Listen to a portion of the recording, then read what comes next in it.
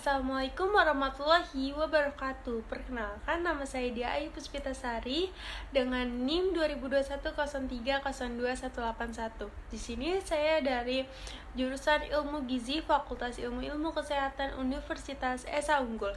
Di sini saya akan melakukan presentasi ulangan tengah semester Patofisiologi Penyakit Tidak Menular.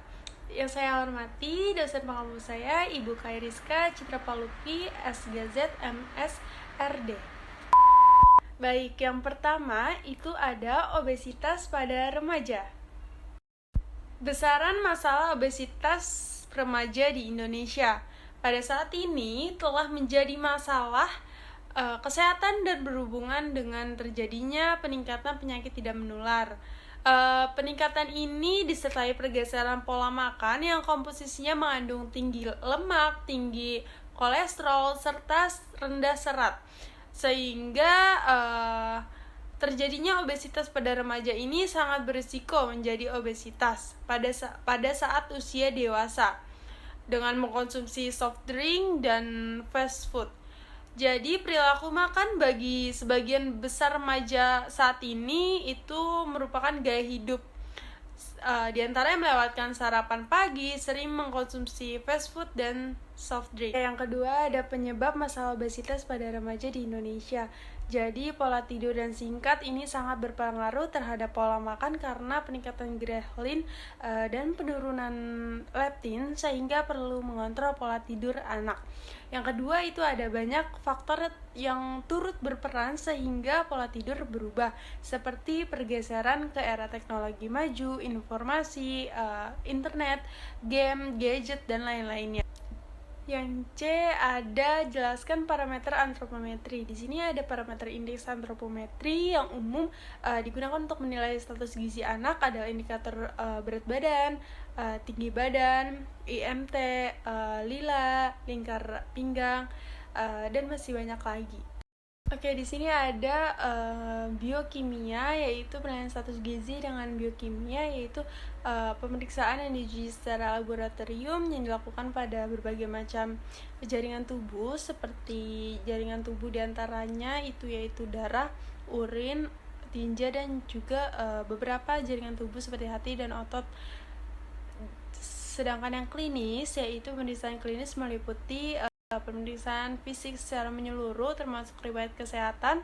Pemeriksaan ini untuk mendeteksi secara cepat tanda-tanda klinis umum yang kekurangan atau yang kelebihan zat gizi, yaitu beberapa seperti kulit, gusi, bibir, lidah, rambut, mata, dan ada jaringan lainnya. Yang D yaitu jelaskan dampak masalah obesitas pada remaja pada saat ini di Indonesia, yaitu dapat mengalami kesulitan bernafas, peningkatan risiko patah tulang, hipertensi, penanda penyakit awal yaitu kardiovaskular, masalah psikologis. Masalah psikologis ini sangat berpengaruh terhadap kecemasan seseorang, seperti depresi, kurangnya percaya diri, peningkatan emosional yang berlebihan, karena mempengaruhi kualitas hidup pada remaja, sehingga berpengaruh sekali kepada kepercayaan dirinya sendiri. Jadi remaja yang bertubuh besar ini, obesitas itu sering diperlakukan tidak baik dan dapat diskriminasi terhadap ukuran tubuhnya. Jadi oleh karena itu ini harus diperlukan penata laksanaan yang tepat pada remaja obesitas. Lanjut.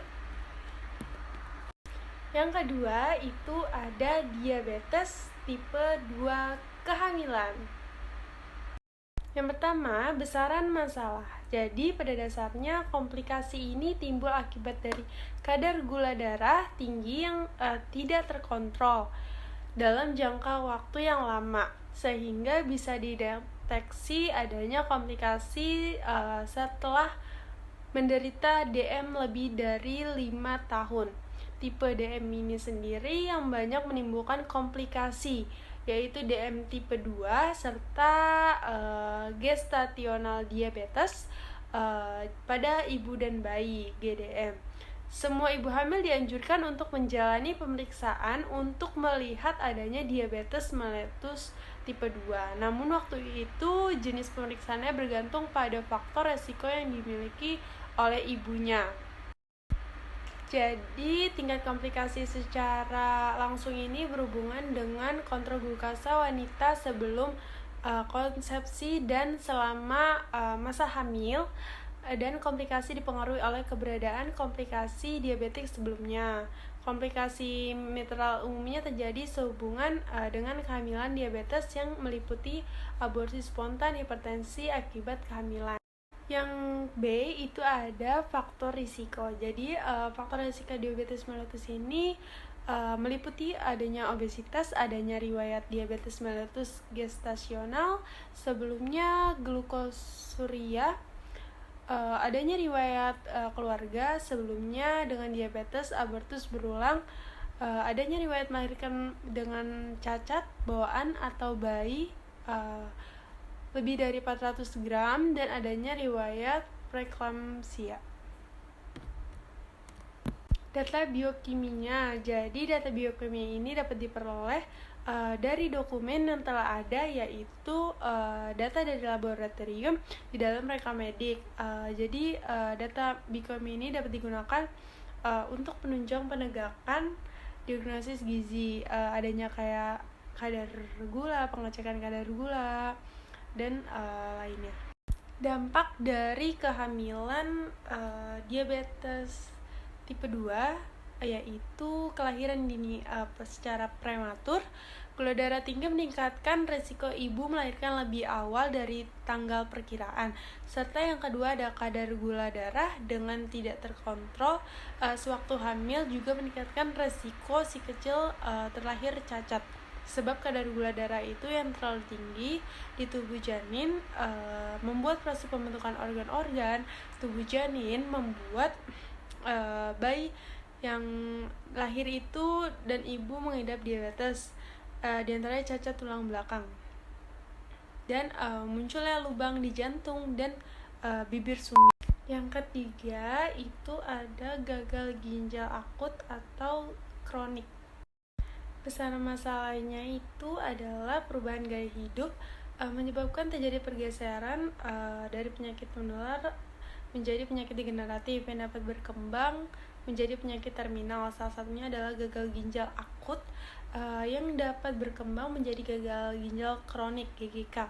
Pada stadium lanjut, pasien GGK ini tidak hanya mengalami berbagai masalah fisik tetapi juga masalah psikososial dan spiritual yang dapat mempengaruhi kualitas hidup pasien dan keluarganya. Hal ini disebabkan karena terpengaruhnya perbedaan hormon, reproduksi, serta gaya hidup seperti konsumsi protein, garam, rokok, dan konsumsi alkohol pada laki-laki dan perempuan. Diabetes mellitus dan hipertensi merupakan faktor risiko terjadi gangguan fungsi ginjal.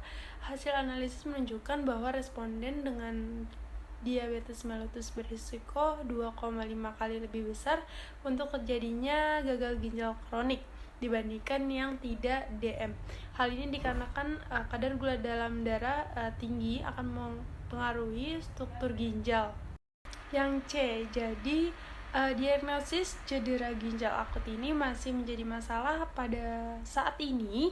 Di pemeriksa laboratorium diharapkan memiliki peran besar untuk mendeteksi cedera ginjal akut secara dini. Namun pemeriksaan kreatinin yang saat ini banyak dipakai pada cedera ginjal akut kadarnya baru meningkat ketika ginjal kehilangan setengah fungsinya sehingga dianggap lambat.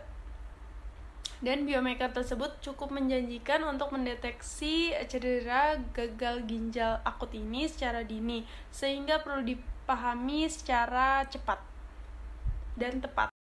Yang D ini ada beberapa dampak yang timbul dari akibat gagal ginjal kronik ini, seperti kekurangan sel darah merah, penumpukan cairan di rongga tubuh, bahkan di paru-paru, menyebabkan sesak nafas. Selain itu gangguan elektrolit dalam darah sehingga menimbulkan masalah pada fungsi otot, syaraf, dan irama jantung. Yang keempat itu ada dehidrasi pada remaja. Jadi yang A ini, masalah gizi pada remaja akan berdampak negatif bagi tingkat kesehatan masyarakat. Selain itu, masalah gizi pada remaja ini rendahnya kebiasaan sarapan. Remaja yang tidak terbiasa melakukan sarapan pagi 79,2% mempunyai presentasi sekolah yang kurang. Jadi tingginya angka remaja yang tidak biasa sarapan ini berpengaruh pada status hidrasi yang berkolerasi terhadap konsentrasi berpikir. Yang B ini merupakan penyebab dehidrasi, merupakan hal yang sangat penting. Asupan cairan yang buruk, cairan yang keluar berlebihan, serta beberapa faktor patologis penyebab dehidrasi yang sering, yaitu adalah gastroenteritis, demam, ketoasidosis, diabetes, KAD, serta stomatitis dan faringitis. C ini penilaian status hidrasi sangatlah sulit. Terdapat beberapa metode, ada 2 metode, yaitu pemeriksaan laboratorium serta pemeriksaan secara sederhana. Pemeriksaan laboratorium ini berupa isotop tracer, neutron activation analysis, sedangkan pemeriksaan sederhana itu melalui perubahan berat badan, urin, serta pemeriksaan laboratorium ini belum dapat menggambarkan status hidrasi seseorang. Dibutuhkan kombinasi pemeriksaan sederhana dan laboratorium untuk menentukan keadaan status hidrasi seseorang. D ini ada beberapa dampak yang timbul dehidrasi jika dibiarkan terlalu lama, yaitu akan berdampak buruk bagi tubuh, bisa melemahkan anggota gerak, hipotonia, hipertensi, dan takikardia, kesulitan berbicara, bahkan sampai pingsan. Yang kelima ini ada hipertensi pada dewasa. Yang A ini pada awalnya masalah hipertensi di Indonesia yaitu Gauter DKK membagi hipertensi menjadi 3, yaitu ada ringan, berat, dan sedang. Di sini hipertensi esensial seperti konsumsi garam tinggi, konsumsi alkohol, merokok, stres, psikogenik, sosial ekonomi, dan faktor predisposisi lainnya seperti ras dan jenis kelamin. Yang B ini penyebab hipertensi yang paling sering pada remaja usia 13-18 tahun adalah hipertensi esensial. Beberapa penelitian telah membuktikan bahwa hipertensi esensial ini tercatat lebih dari 80% sebagai penyebab hipertensi pada remaja, diikuti oleh penyakit ginjal. Penyakit renovaskular ini dapat dicurigai pada ginjal karena yang menderita hipertensi berat. Juga terdapat beberapa penyebab hipertensi yang jarang seperti renin secreting, tumor, obat-obatan seperti kokain, kontrasepsi, dekongestan, dan sebagainya. Kemudian C, gambaran klinis krisis hipertensi umumnya adalah gejala organ target yang terganggu. Di antaranya yaitu adalah nyeri dada, sesak nafas pada gangguan jantung, dan diseksi aorta, patah kabur, dan edema papila di mata, sakit kepala hebat, gangguan kesadaran, dan lateralisasi pada gangguan otak, gagal ginjal akut pada gangguan ginjal, di samping sakit kepala dan nyeri di tengkuk pada kenaikan tekanan darah umumnya. Yang terakhir, D. Jika tidak terkontrol, hipertensi dapat menyebabkan terjadinya komplikasi seperti penyakit jantung, stroke, penyakit ginjal, gangguan syaraf, dan gangguan pada otak. Sekian presentasi dari saya, kurang lebihnya mohon maaf. Wassalamualaikum warahmatullahi wabarakatuh. Bye-bye.